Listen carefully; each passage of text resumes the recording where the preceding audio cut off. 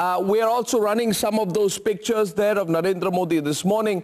I want to give our viewers a sense of all the places that he's been through this morning. And Maruf, good morning to you. This morning when he went straight to the Gandhi Memorial. Then he went to the Martin Luther King Memorial.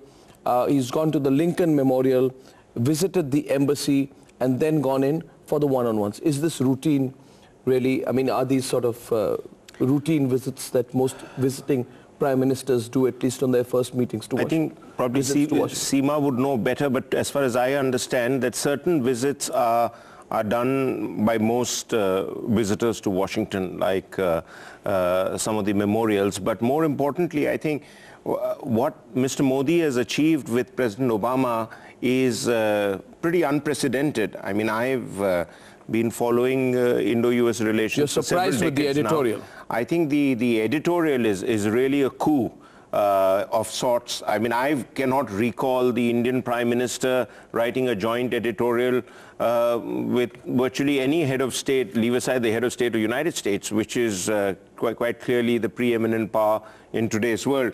And in the editorial, what struck me as very important is, if you remember yesterday's debates, we were discussing the fact that India and the US have really progressed substantially in defense partnerships, but what the editorial focuses now on is on a whole lot of other areas of growth outside of just purchasing weapon systems and US technologies.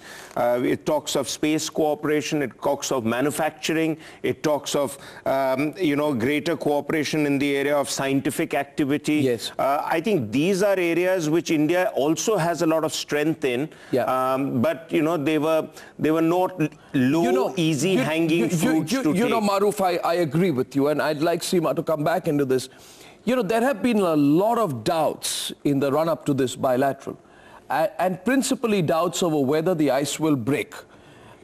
Would it be fair to say, Seema, from your long experience of observing India-US bilaterals, if this editorial has set the tone, really, for the meeting between President Barack Obama and Modi?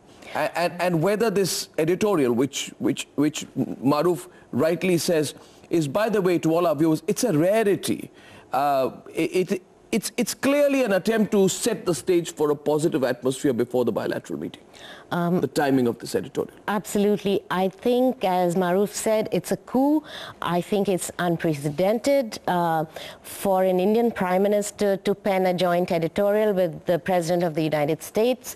The US presidents have done that before, but never an Indian Prime Minister. So it shows you that, reading the editorial, the thing that strikes me, that India has moved a little bit closer into the American corner, as it were, and the US has got behind Modi's Clean India campaign, as it were.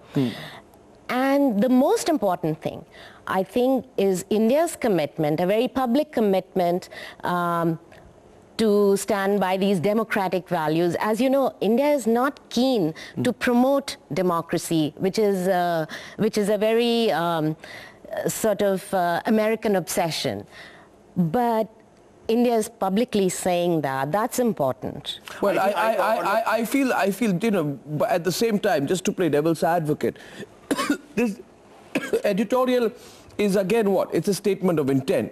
So one view should be that you need to look beyond statements of intent and really read the deliverables once the joint statement is released. So I'm not sure, and I'd like to add an element of caution here on this, that we cannot allow the joint editorial to overshadow the joint statement. And Navika and Natasha will continue to be live with us. The moment I'm told I have them back with me, I would like to get an update once again from Blair House. But the editorial today admits that still the true potential of our relationship has yet to be fully realized. I think that is the most candid admission from both sides, that a lot remains to be achieved in Indo-US ties and that it has not lived up to its true potential. You know, there was no admission of that, almost with a sense of embarrassment for all the time that Manmohan Singh was Prime Minister. They're actually making that admission now. Also, Arnab, you know, I beg to differ a bit with you in terms of the joint statement, because my view is that because this editorial carries their byline and carries their name, for me, this is as significant, if not more, than the joint statement itself. I mean, they've really put the cards on the table that this is what we are targeting to do.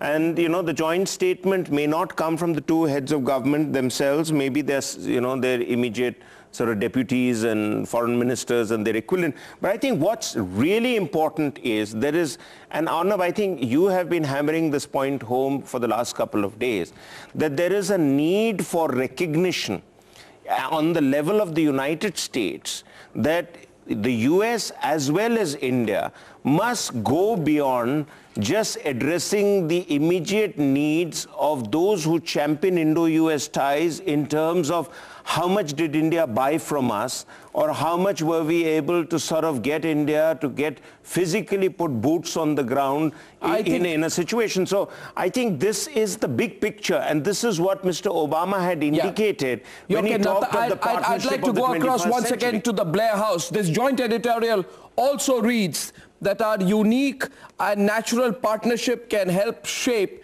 international security and peace for years to come. If you're watching this broadcast, and I am sure you have been following our coverage and what we have been saying from New York and Washington last 5 days, I have been mentioning this point that many people will look at what Modi says here on whether this is going to be a hint of Indian cooperation in the US fight against ISIS and the US's cooperation in India's fight against Pakistan-sponsored terror. Now, in the past, both countries have only said in all their joint statements that we are together in fighting terror. There has never been a conversation on specifics. Maruf talks about boots on the ground. Can India make any kind of a commitment? Can we even make a boots on the ground kind of a commitment in Afghanistan? Some people say this is the time for India to take that step and move to being a global player, which requires a certain amount of investment in global power play, and not only to have an insular approach. There will be cynics back home who say we cannot become a lackey to American foreign policy. When you take that first step, you're walking down a road you cannot walk back on. So there will be 2 or 3 different points of view on it. I'll be watching, and I'm sure you'll be watching this coverage to get a sense of whether America and India will be closer, working closer together on ISIS, and if so, what we're going to get back in turn. Natasha has some Indians with her outside the Blair House. Modi supporters, Natasha, following Modi everywhere. There was a garba going on outside the White House yesterday, and a lot of these excited Indians have been driving from all over India just to get a glimpse of Narendra Modi. Over to you, Natasha. Well, Arnab, yes, we have seen various Modi supporters come together as part of organizations, but what's interesting about this little group of ladies around me is that this is a spontaneous group. They don't represent any organization. They just came together spontaneously as friends who live in the larger DC area, who want to just somehow reach out to Modi and show their appreciation. Talk to us about being here and why are you here today? My name is Asha Vardhan, and we live in Virginia, Fairfax, Virginia. And we are very connected to Indian Embassy, and we are always there. So right now Modi is visiting, like our Prime Minister, so we are very interested to see him, and we felt very good to shake hand with him and everything. And I'm really glad we are here. What are you hoping for also in terms of the Indo-US strategic partnership? What are you hoping to hear today regarding his meeting with President Obama? I don't know much about politics, but all I care about, like India, and India after a long time, India has got an independent leader, independent prime minister who can work independently. So that's all I'm caring for. Like I wish all the best for India, and I hope he can do and work independently. He's a strong man and he can do a lot. Yes. Wishing all the best to India and wishing all the best to Modi also for his upcoming dialogue with President Obama. It's back to you, Arnab, in the newsroom.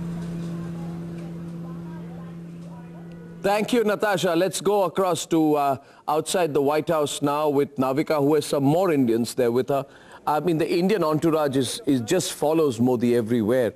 I'm sure they might even follow him right down to the airport when he's taking off today, Navika. But we saw this yesterday as well. Over to you, and then we are going to come back to the studio. By the way, we have Stroop Talbot joining us, former Deputy Secretary of State, very influential American politician. But before we go on back to brass tacks, Navika, over to you. Well, Arnab, here right outside the White House, we have several Indian supporters who have turned up as the meeting with between Narendra Modi and President Obama draws closer. We have Indian supporters here. Why are you here? Are you here for Modi or are you here for India? No, we are for Mr. Modi here. And India. And India, both. Definitely. We would like to see Mr. Modi here, what he does over here for the country. It's so great. It's so honored for us to be here, see him. Okay, and what are you expecting out of the talks between Modi and President Barack Obama? A long-lasting relationship, I think, up and down going on. So we want a very steady relationship. It's a benefit for both nations. We Indians always love. Doesn't matter how long we live here, but our heart is always back home. Heart is always back home is what they say. What are you here for? Are you supporting Modi and India and American friendship? Yes, definitely. That's one friendship, and the other friendship I cherish really from my heart is a friendship between Modi and the common people and the people from India. So I see him as a friend who can actually really do something for the progress of India. And why are you here? We all here for to support Modi. He made Gujarat proud, so we want to see the change in India. Woohoo!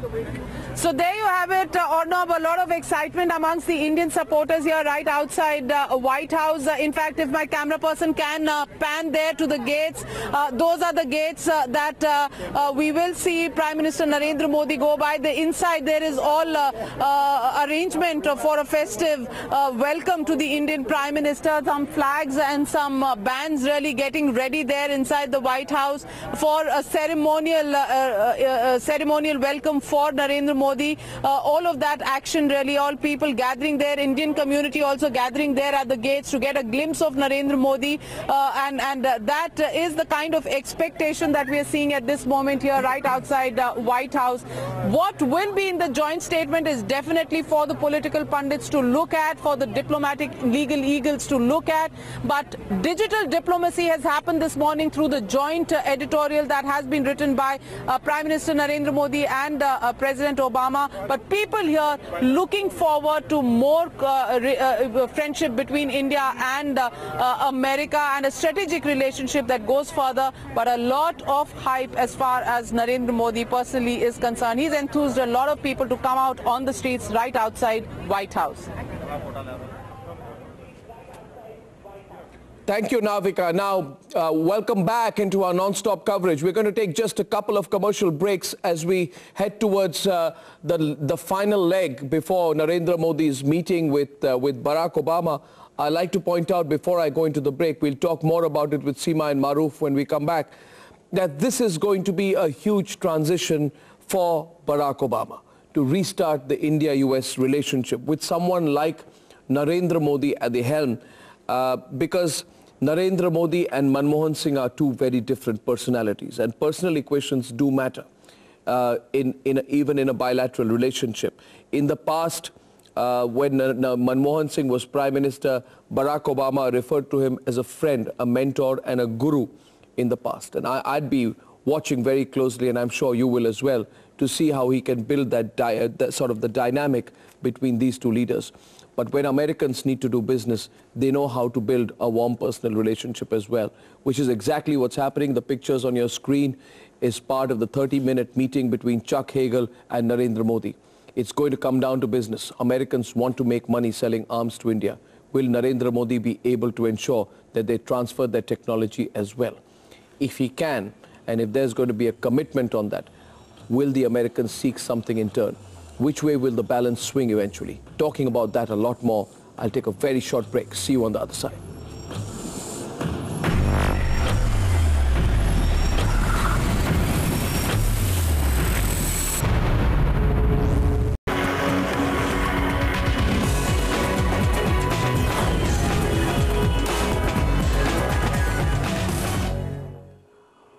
Welcome back to our live coverage from our studios in Washington, D.C. Ray Loka, enterprise editor of the very popular daily USA Today, now joins me live here in the studio. Ray, it's good to see you, and it's finally good to put a face to that name. Oh, it's great to be here, Arnab. Thank you. Good to see you. Me too, one-on-one. But before I talk more to Ray Loka, I'd like to go across to Navika, who has a Maryland government official with her, who also has with him some pictures, I'm told, of the Narendra Modi meeting with the Maryland governor. Navika, over to you.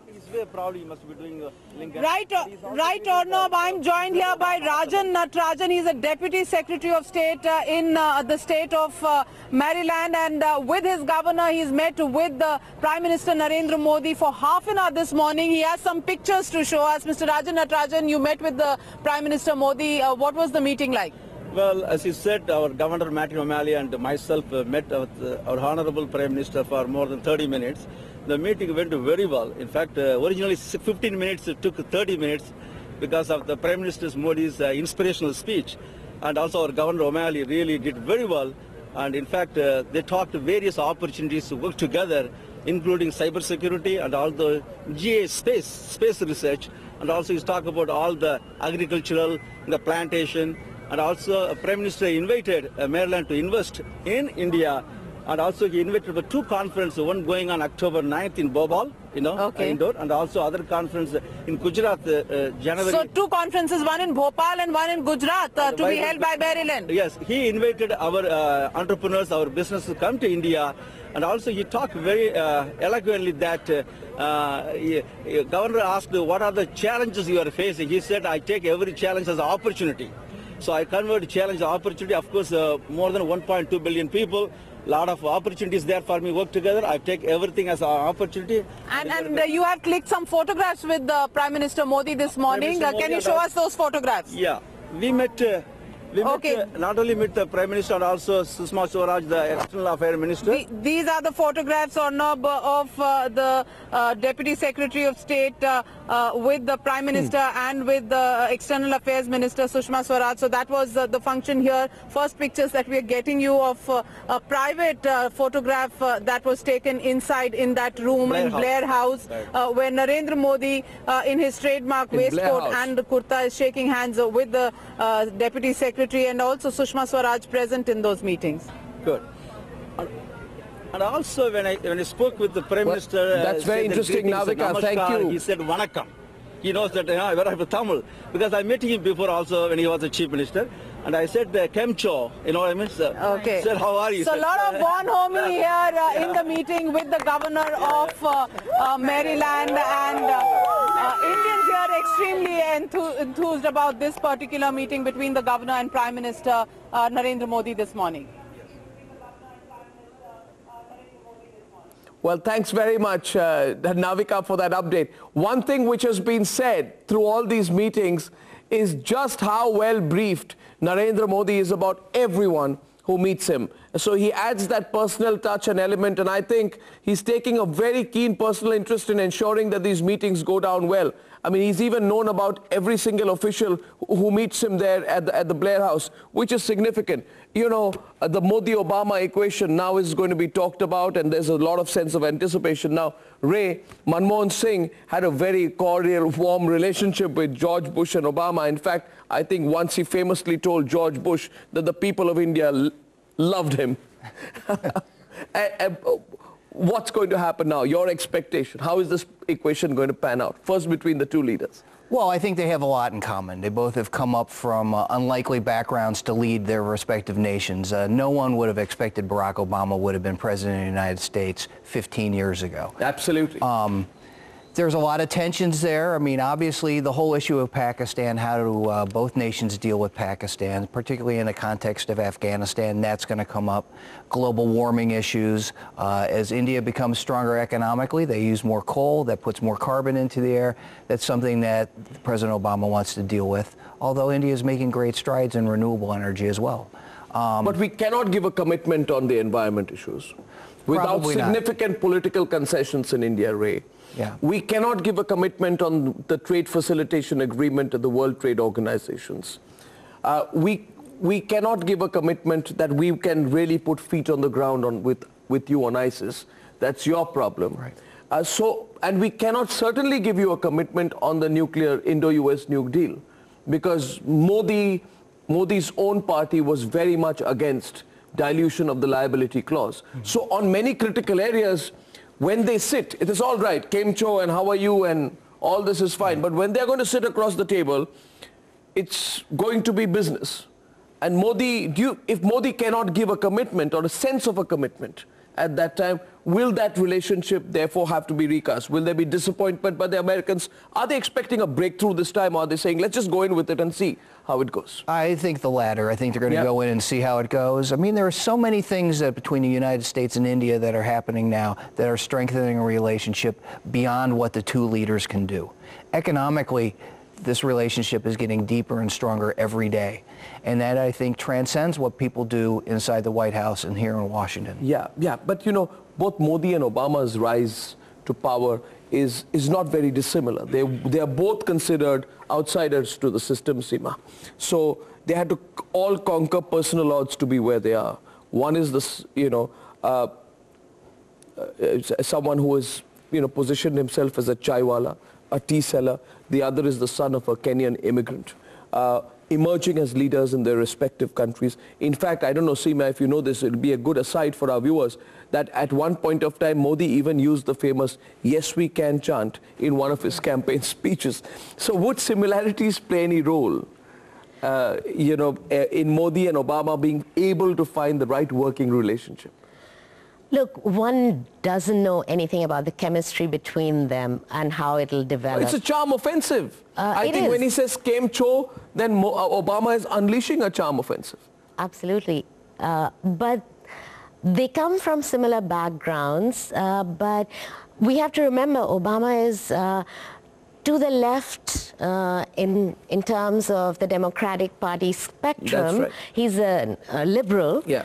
Mr. Modi, I don't know if we can accuse him of being a liberal, especially on social issues. But we're talking business. I mean, I don't know. Modi... Right, so personal chemistry comes when, you feel common interest is there. Yeah, when you feel a bond because you think alike on just about everything. But what I think is important in this joint editorial, the two leaders, because they are extremely pragmatic, have come together to outline very important things.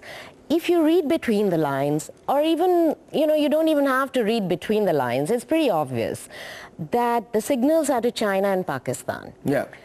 When they talk about sharing intelligence, counterterrorism, free navigation, maritime security, these are very, very important issues. And the most important, I think, is India saying that America should be the global engine of growth. Now that is a signal to China, if you ever wanted one, that the U.S. remains the kind of preeminent power. At least India would like the U.S. to be the preeminent power. Yeah, I take your point. But let's take a look at how the last top-level talks, Maruf, between India and the U.S. went to try and preempt what we can expect this time around. So last time, though the Barack Obama-Manmohan Singh relationship was a very different one from what an Obama-Modi one will be like, it'll serve well to get a sense of these ties last time around, to get a sense of, for example, where we will move forward. Manmohan Singh also last time brought out terror emanating from Pakistan and said that dialogue will depend on Pakistan's action to take combat terrorism on its soil. Obama assured that he would take it up. Nothing happened. Well, if Manmohan Singh could bring up terror, he brought up the issue about Pakistan not exporting terror as an extension of his foreign policy after the 26/11 attacks. And then he goes around saying that India and Pakistan have a trust deficit, so let's overcome that. Now, if India itself is not serious about tackling terror coming from Pakistan, why do you expect the United States to get serious about it? I mean, let's be fair to the U.S. The U.S. has enough on its plate. And the Americans, let me sort of congratulate the Americans for at least one thing, that America is known to have a very short attention span on issues. but they've kept their attention and their radar focused on India for 10 years without India moving fast enough. And I mean, that goes to the credit of the Americans, whatever little we know of the Americans. The second thing is that Americans look for doers. By the way, I'd like to tell our viewers, I've not got the full details yet, but we are hearing that, some very specifics have been discussed of the Indo-US defense agreement, which first of all, one agreement has been frozen since 2012, and the Indo-American Defense Agreement has to be recast in 2015, and we believe there has been some progress during the meeting with Chuck Hagel, and we'll try and find out from Natasha and as well as from Navika what exactly the details of that are. I'll wait for the joint statement, of course, but we are told that we should be expecting something significant in the arena of Indo-US defense cooperation in the joint statement. Just a quick update. I'll get more when I have. Yes, Maruf. One is, I think they're working hard at putting the arrangement for the Javelin system in place.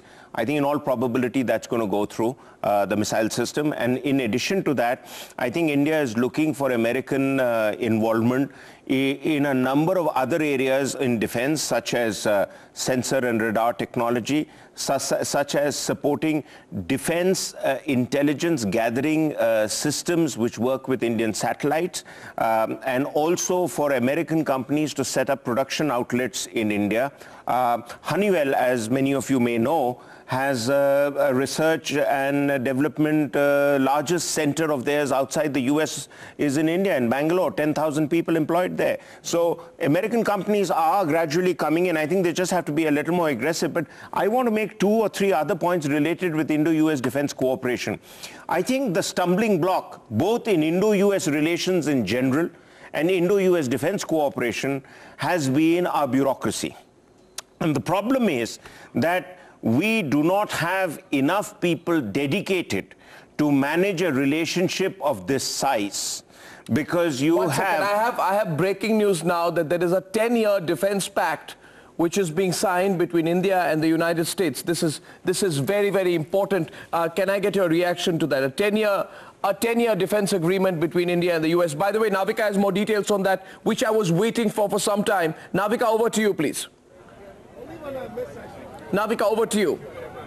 Well, what we are getting at this moment is, after that meeting with Chuck Hagel, Defense Secretary, there is a 10-year agreement on defense deals, on several deals that we are talking about. Also, what we are being told is that Governor Michael O'Malley discussed innovative issues of technology in governance. Those were the issues with Michael O'Malley, and with Chuck Hagel, the Defense Secretary. The discussion was on defense deal, and terror was a major issue of discussion. That's what we are getting from our sources in the Ministry of External Affairs, that Defense Secretary Chuck Hagel called on Prime Minister Narendra Modi and they discussed the issue of terror. Clearly, America and its discussion on the entire fight against the ISIS in Syria is something that featured in the talks between Chuck Hagel. That's a precursor to the formal one-on-one talks between President Barack Obama and Prime Minister Narendra Modi. I just want to get a sense, Navika, on what is the importance of the 10-year defense deal. Is this a given? And unless we know the specifics of what that agreement is it just a bureaucratic process or more than that? It is a very, very important framework agreement. It's being renewed for another 10 years. How long was the last renewal for? 10 years. 10 years. So it was to expire in 2015. So they have agreed to renew it. I had heard there were some problems in, the perceptions of the two countries where they wanted to go, but clearly... With how many such countries does America have a defense agreement? No, it has different kinds of agreements with different countries. With India, it's been always very difficult. But what about technology transfer and other such issues? Where does that come in? When we find the details of what they've said in the framework agreement, surely there will be breakthroughs, I'm sure. Because Chuck Hagel's visit to New Delhi was one of the most successful visits by any defense secretary. Right. There was talk of establishing links between the Indian military intelligence and the US military intelligence. Okay. So they're obviously talking of unprecedented sort of cooperation. The problem has been on the Indian side. We've been hesitant. Right. May I just get Ray's views on this? Because all the question of co-development of defense products, etc., and defense products, there's already a defense technology and trade initiative which has been frozen since 2012. I don't want to be just a cynic here, but the DTII was established in 2012. The whole idea was to cut through, sort of lot of this usual, red tape that comes in the way of a solid Indo-US defense partnership. So because it can get a lot of people can get very excited about the fact that that a 10-year relationship has been extended. I'd be surprised if it wasn't. America hopes to continue to be India's biggest defense supplier. It's a given. They'll have to extend the agreement. I'm interested in the details, actually. Ray. Well, I am too, and I'd love to see them, and I'm sure we'll see them come out in the next few days, or if not today. The other point that Maruf made earlier, the bureaucracies. There's not as many American military people who know their counterparts in India as they do, say, their counterparts in Pakistan. They haven't had to do that. Now, what a deal like this can do is strengthen those kind of bonds. And that makes it easier then for, say, a general like General Dempsey, Chairman of Joint Chiefs of Staff, to go to his counterpart in India, and they have a personal relationship. I know this man. I've worked with him together. And those things are very important. We've seen that happen in Ukraine with members of the Ukrainian military who know their American counterparts. And that's something that needs to happen with the respective military bureaucracies in these two countries. There's a difference, Ray. There's a difference that while most countries, the United States included, has a dedicated defense bureaucracy. In India, the bureaucracy is like shifting sands. One day a bureaucrat is in the Ministry of Health and Agriculture, the next day he's dealing with missile technology, and then he's off thereafter again to deal with something like industry or something. So, there are very, very few bureaucrats who spend more than 4 to 5 years in the Ministry of Defense. But let's discuss the Indian bureaucracy at another point now. That's not really the focus. It is military to military interaction which needs to be enhanced further. And the bureaucracy should not be a stumbling block to that. Exactly. I was talking to some Americans recently, just the 15 days ago before the start of the Indo-US joint exercise. They are so frustrated with all the hurdles that the Babus and South Bloc create, that they are just not able to fathom why America is working hard at a relationship. Maruf, let's not be too more sympathetic than is necessary for the Americans. The Americans have a very myopic prism through which, one sec, and through a very myopic prism through which they pursue their self-interest. And while it is a good thing, Maruf, to be self-critical, we must understand our national interest. American defense sales to India have grown from the low hundreds of millions of dollars to more than $9 billion last year. America has no reason to complain. If it anyone, it is India who should be complaining. And I hope Mr. Modi puts those complaints out very firmly to the Americans. USA has overtaken all competitors without any guarantees on its part on where it will support India on strategic issues to become India's largest defense supplier in the past 3 financial years. The breaking news story this morning is that there appears to be an extension of 10 years of an India-US defense relationship. Don't get excited. That's ritualistic. We want to know the details and whether the transfer of technology will happen. Look beyond the rituals. This breaking news continues. I'll be back on the other side.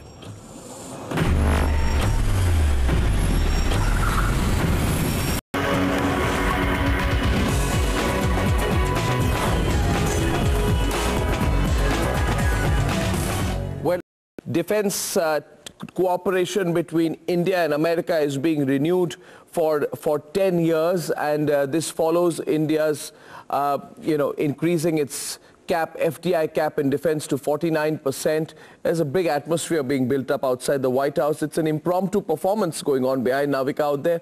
Navika, that's very interesting. It's just an impromptu Kathak recital that's going on behind you. Who's planned this out? That's right. It's the entire Indian-American community out here in full force. There is a Kathak recital going on. There are, in fact, 6 young girls who are doing this recital with an impromptu, as I can show you, a complete audio also over here on. So the audio and this dance recital really going on here, and community here cheering this entire crowd over here, saying Modi, Modi. Modi. Why are you here? Modi. I'm sorry. Why are you here?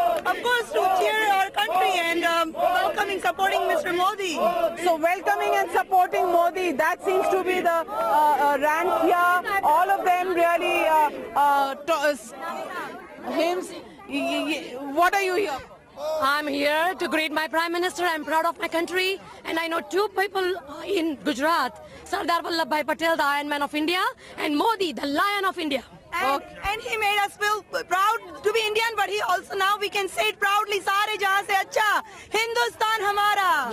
Okay, so that is the kind of reception that Narendra Modi is going to get here. Indians gathered here, impromptu Kathak recital. We're hearing Modi chants in the air. People really extremely enthusiastic about this particular visit. Probably after a long time seeing a leader they can actually identify with. Back to you, Arnav. Well, that's fascinating. Well, thank you very much, Navika, for that. I'd like to go back to talking about the India-US defense relationship. And, the new framework for the India-US defense relationship was signed in on June 2005. It was announced, so that means it's got to be extended for June once again. And by the way, we are now getting some pictures from right inside the White House where that meeting should be happening. I think Narendra Modi should be arriving at any point of time. We were talking about defense cooperation being a very critical touch point in this whole relationship. It appears to me almost, Ray, as if the whole relationship now depends upon the critical areas of defense cooperation. Are there any specific areas where you think there will be movement in today's meeting?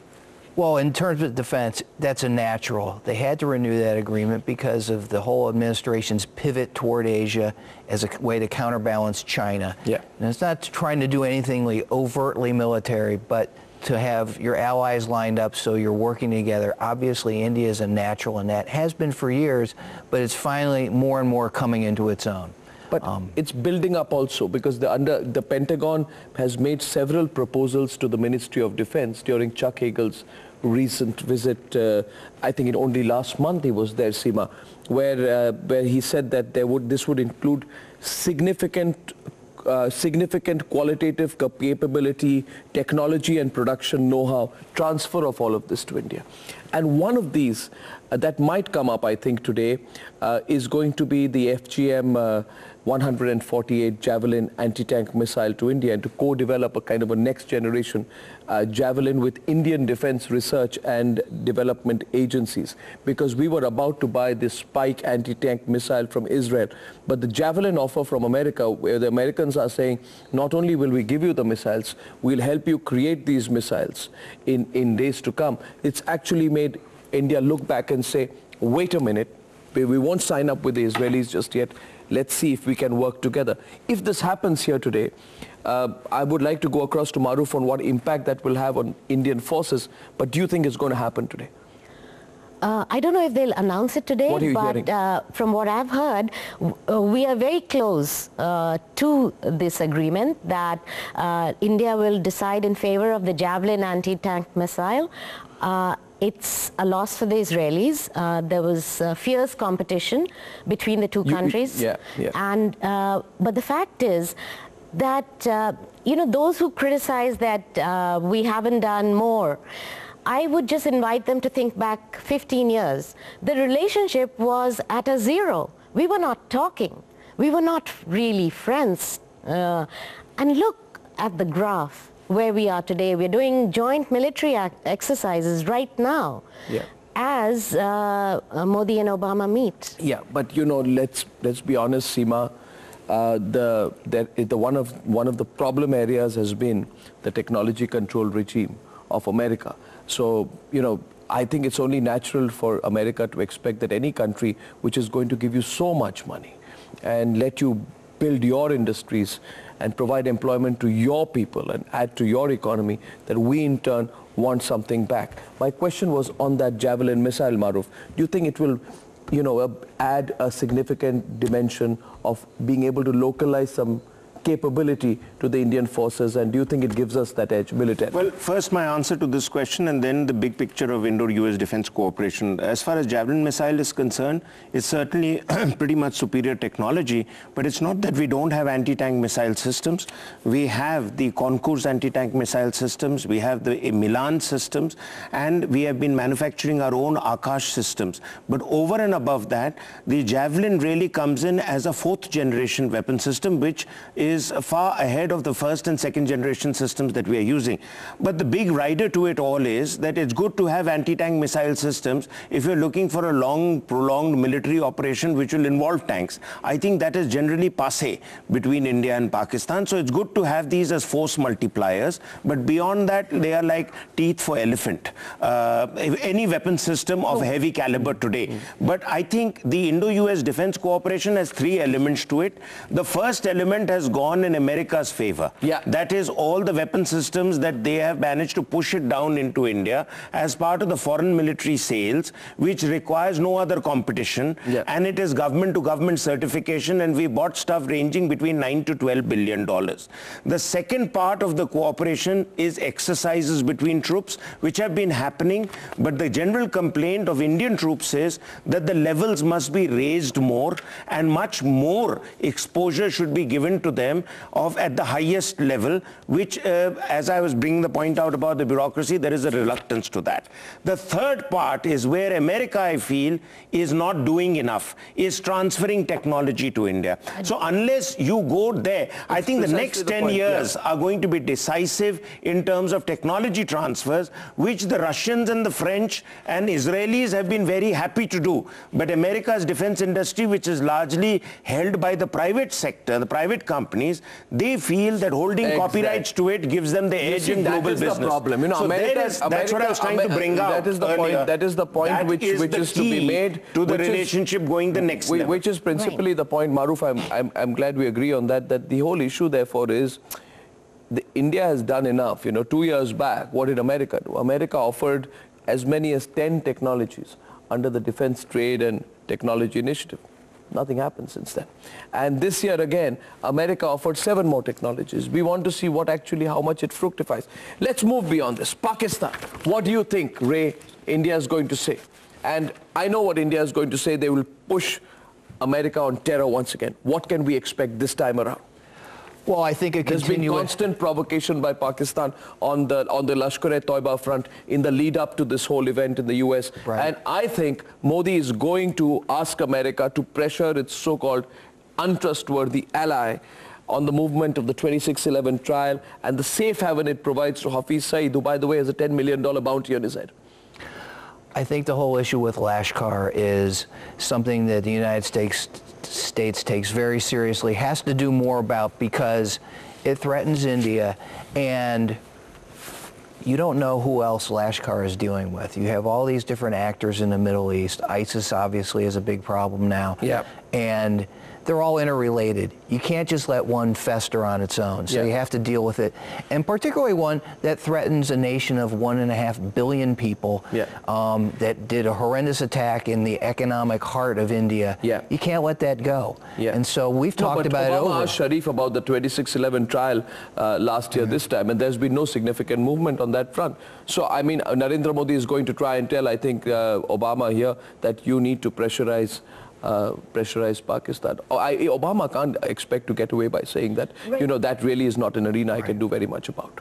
But wait for 2014 to be over, when the bulk of American troops are out, as you might have noticed. America will always have its priorities. Why should one wait? Terror is a huge problem.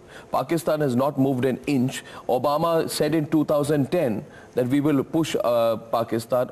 It's 2014. Nothing happened. And by the way, Obama can always say that we're going to have some troops on the ground and we're going to be there in some form till about 2016. I mean, there is a huge trust problem with America. India is not going to be prepared to wait, Seema, if you think so. I don't think so. No, but I think there's much greater understanding on Afghanistan.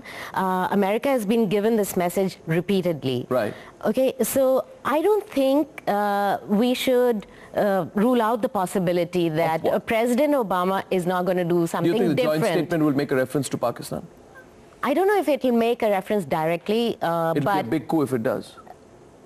Yes, it would be a big coup, but, you know, there's more to relationships, you know, besides coups. No, he will not. You see, no, the point is that it's not. I mean, we're just talking about the specifics out here. I don't think, you know, I think Narendra Modi will take up the issue of terrorism with Pakistan very, very strongly with Obama, but it is more than likely that he will not restrict his terrorism talk to Pakistan. He's already talked about other issues, and America has shared India's concern on the LET. The fact is that they get huge financial support from, you know, funding that goes eventually to its origins from America. So I'd be very interested in seeing what America does. There's a lot of... there's going to be a push from India. There will be a major push. It'll be more of a push than probably from the UPA government, because it's the Modi government, and for them this is, you know, a major issue. But I think there's a window of opportunity. And Obama, don't forget, was Dronacharya. He droned Pakistan so much that no other president has done, like 300 odd strikes in 1 year. So once the troops are out, there will be an opportunity, and wait and watch. I think the US policy will change. There is growing consensus in this town that many problems emanate from Pakistan. And Americans are victims as well. So they've begun to see Pakistan with very different eyes. The other point, when I look at this, the sort of the vision document, which is Modi's vision, some of which is there in that joint editorial, Ray, which is before you, there is a reiteration of India's demand for a Security Council reforms and a permanent seat on the Security Council. The US hasn't said very much about this whole issue since Obama visited India in 2010. Was Modi serving the US another reminder? He talks about that. And of course. And India probably should have a seat on the Security Council. I mean, it's the second most populous nation in the world. It has a thriving economy. The relationship between the United States and India is only getting stronger. You know, I see it here living in the United States, you know, my entire life. There are more and more Indian Americans, more and more Indians in our culture who have positions of authority, who are doing things, and that's only going to get bigger. I mean, you look at Silicon Valley, the huge amount of Indian Americans who work there, who are involved in the economies of both nations. It's getting stronger, it's getting deeper. You've never seen an Indian leader being treated like a rock star like Modi was in Madison Square Garden. I mean, that's never happened. That's because there's this vast mass of Indian Americans who are doing well, who identify with both nations, and that's only getting stronger over a period of time. Yes, absolutely, that is. And I quickly want to remind all our viewers that we are now about 20 minutes from Narendra Modi's arrival at the White House. You already have a framework agreement on defense. And what was Modi doing this morning? Well, Modi, those are pictures of Modi at the Indian Embassy. The live pictures are now outside the White House. So what did Modi do this morning? He went to the Lincoln Memorial, he went to the Martin Luther King Memorial, then he's gone to the Blair House. He's played a floral tribute to Mahatma Gandhi, and there's been a visit to the embassy. Those pictures of some very excited embassy employees there taking pictures with Narendra Modi. Those are pictures of earlier today. That's at the Gandhi Memorial where he was being received. So Narendra Modi has had so many photo ops, and he's making quite an interesting impression, if I may say so, because he's getting a lot of coverage in the American media, much more than, you know, at least Manmohan Singh has in the last 5 years. And he's also going out all out of his way to woo, to set the right impression. This is also very important, in my own view, for Narendra Modi to be seen as a more reformist prime minister. He presents a softer side. In Indian politics, he always presents a much harder side. But here he's presenting the softer side. He's engaging, he's smiling, he's talking to people, he's loosening up. The conversations are becoming a little easier. And if you actually observe Narendra Modi's body language over the last 5 days, he's loosening up in the course of his conversations with different people. And yesterday at the CFR, though many people felt that the whole conversation, his address at the CFR could be more focused on hard issues, it was more like an introduction to his dream of India, what he wants, his political philosophy, etc. He wasn't going to make any specific points there, which would preempt the meeting with Barack Obama. I think that was interesting strategy, that he didn't actually do that. So Narendra Modi today is having a series of bilaterals in Blair House. He's met Chuck Hagel, he's met Michael O'Malley, the governor of Maryland, and in about, the time here is now 10:47, so I think he should be right now arriving for the meeting with President Barack Obama. It's going a little bit, if I may say so, Seema, it appears to be going, the schedule seems to be going a little late from the given schedule. We were told that the meeting was from 10:05 to 12:45 p.m. So he's going a little late on the time out there. Yesterday, Barack Obama and Narendra Modi had a dinner. It lasted about 90 minutes last night, and they shared their interest in technology. Then there was a joint editorial in a leading daily, which is the Washington Post. Narendra Modi is the first Prime Minister of India to write a joint editorial with the US President. And as a foreign dignitary, this is the first such editorial which has been written. Last night's dinner saw 9 people from both sides, including Senator John Kerry, Vice President Joe Biden, Assistant Secretary of State Misha Biswal, who were also present. Modi only had warm water, of course, because he's fasting, a tradition that he's maintained for the last 40 years. A small aside on the, I have with me a little bit of a press interaction that was there in the White House 4 days back when they were talking to other journalists, and a journalist asked him that, is it a little rude it seems a little impolite to invite somebody for dinner when he is fasting? And the White House spokesperson said, I don't think there is any intention. I don't have the menu. I don't know what is being served. The reporter then persisted, I'm not saying there is any intention, but do you admit that it's a little impolite that you invite somebody for dinner when you know he's fasting, and that it's like having lunch or dinner with someone who can't eat? And then then the White House spokesperson just moves away from it and then they both agree that it's less about the food and more about the conversation. And the White House spokesperson actually quite relieved that this very persistent reporter lets her off on what Narendra Modi is going to be eating and whether it's rude or not to be inviting a Prime Minister who doesn't eat. But what this whole conversation, my takeaway from this entire thing, Seema, is that there's a lot of interest in Narendra Modi as a person. I mean, there's a huge amount of interest in who he is, what his worldview is, what he's like. Are you also hearing that? Absolutely. And he is a bit of an enigma for them because, as we know, his visa was revoked and they haven't really interacted with him that much. So there's this attempt to get to know him very quickly and to get to his, the inner Narendra Modi, as it were. Yeah, difficult to fathom. Many people in India haven't quite fathomed the inner Narendra Modi as well. Yes. Well, I mean, that's the thing that most Americans knew about him, is the the problems of sectarian riots in his home state, and he had to clear that hurdle to show that he's not a scary guy, that he's able to reach out and deal with a variety of people from all spectrums. And I think that's one of the reasons why he's doing what he's doing right now. Yeah. Right. The way they designed the program, I think... tell me about that. Yeah, I think it's very important. It touches all the right dots, He comes here, he goes to the 9/11 memorial. Yeah. So that's immediately like he's connecting with the Americans and the victims of terrorism. He's also telling the Americans, look, we've been victims of terrorism for so long. Yeah. Then he goes to the Martin Luther King memorial. That's something very close to President Obama's heart. And the connection with Gandhi, connecting Gandhi, King and Thoreau. It's the right atmosphere is very much there. I have